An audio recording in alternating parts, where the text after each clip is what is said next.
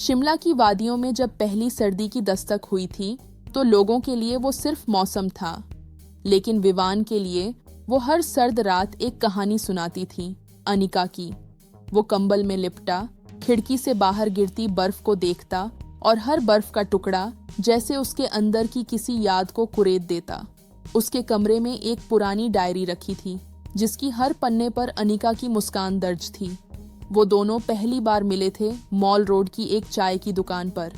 विवान सर्द हवाओं से कांप रहा था जब एक लड़की ने उससे कहा, अगर कॉफी इतनी ठंडी है तो चाय क्यों नहीं लेते?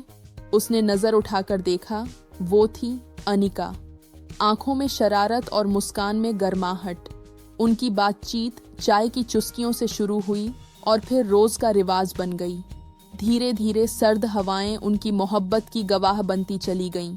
जब हवाएं तेज चलतीं तो अनिका अपना दुपट्टा ठीक करते हुए कहती, विवान, ये हवाएं भी जैसे हमें जोड़ने आई हैं। विवान जवाब देता, हाँ, मगर डर है कि कहीं यही हवाएं एक दिन हमें जुदा न कर दें। उसने ये मजाक में कहा था, लेकिन शायद उसकी रूह ने तभी उस वक्त को महसूस कर लिया था। कुछ महीने बाद अनिका का व्यवहार बदलने लगा। उसके फोन देर से आने लगे, मिलना कम हो गया और जब भी मिलते उसकी आंखों में कोई और कहानी होती।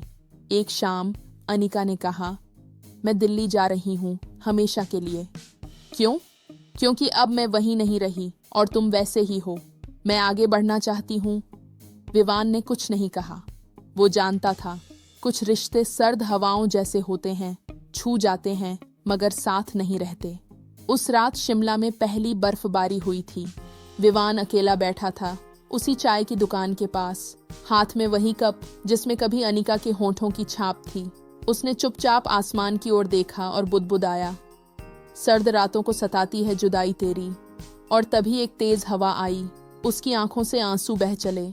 4 साल गुजर गए। विवान अब एक मशहूर लेखक बन चुका था।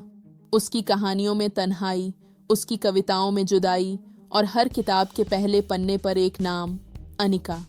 लोग कहते, तुम्हारी कहानियां इतनी सच्ची क्यों लगती हैं? वो मुस्कुराकर कहता, क्योंकि मैंने तन्हाई को जिया है, सिर्फ लिखा नहीं। एक दिन एक किताब के विमोचन के बाद एक आवाज आई, काफी समय हो गया ना? वो पलटा। वो थी अनिका। बाल थोड़े सफेद, आंखों में थकावट, पर चेहरा अब भी वही जो सर्द हवाओं में गर्माहट दे। कैसी हो? ठीक। और तुम? बोल तो रहा हूं पर महसूस नहीं कर रहा। दोनों चुप हो गए।